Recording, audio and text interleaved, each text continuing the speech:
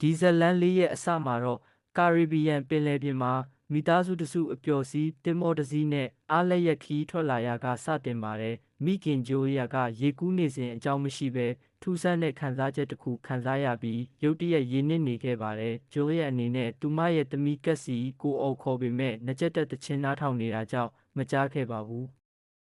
ထိုအချိန်မှာတော့တိုနဲ့ဘန်တို့သားဖားနှစ်ယောက်ငားများနေပါတယ်ငားများနေရင်းနဲ့အော်တန်တစ်ခုကိုတဲ့တဲ့ကြားနေခဲ့လို့သူမရဲ့ဇနီးကိုကယ်ဖို့ကြိုးစားပါတယ်ကံကောင်းစွာနဲ့ပဲအချိန်မီကယ်တင်နိုင်ခဲ့ပါတယ်ဒီအဖြစ်အပျက်ဟာနောက်လာမယ့်အန္တရာယ်တွေကိုကြိုတင်သတိပေးသလိုဖြစ်နေပါတယ်တားဖြစ်သူဘန်ရဲ့မွေးနေ့ပါတီပြီးတဲ့နောက်မှာကောင်းကင်ဘော်ကနေဂျိုးတူအပိုင်းစာတွေပင်လယ်ထဲကျလာပြီးထူးဆန်းတဲ့ဖြစ်ရပ်တွေဆက်တိုက်ဖြစ်ပေါ်လာပါတော့တယ်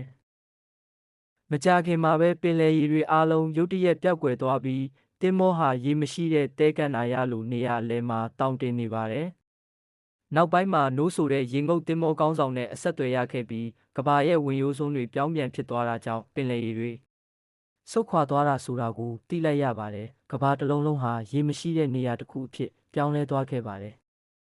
အသက်ရှင်ဖို့စူးစမ်းနေချိန်မှာပဲလူချမ်းတစ်ယောက်ကမိသားစုကိုတိုက်ခိုက်လာပြီးအဖေတွန်ကမိသားစုကိုကာကွယ်ရင်းအသက်ဆုံးရှုံးသွားပါတယ်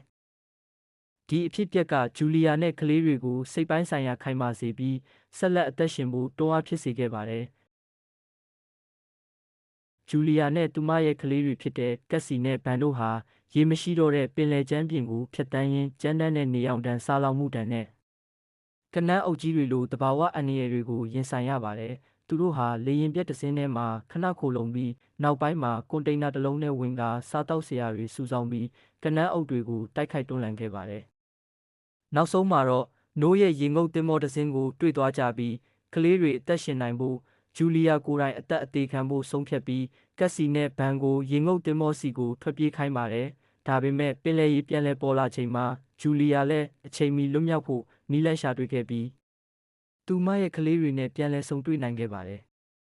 ရေငုပ်သင်္ဘောပေါ်ရောက်တဲ့အခါပင်လယ်ရေလိုင်းကြီးကိုတွေ့လိုက်ရပြီးရေပေါ်ပြန်ထွက်လာတဲ့အခါမြို့တစ်မြို့လုံးပျက်စီးနေတဲ့အခြေအနေကိုတွေ့ရပေမဲ့သူတို့ရဲ့မျက်လုံးထဲမှာတော့အသက်ရှင်နိုင်သေးတယ်ဆိုတဲ့မျှော်လင့်ချက်နဲ့ဘဝအသစ်ပြန်လည်တည်ဆောက်နိုင်မဲ့အလင်းရောင်ကိုမြင်တွေ့နိုင်ခဲ့ပါတယ်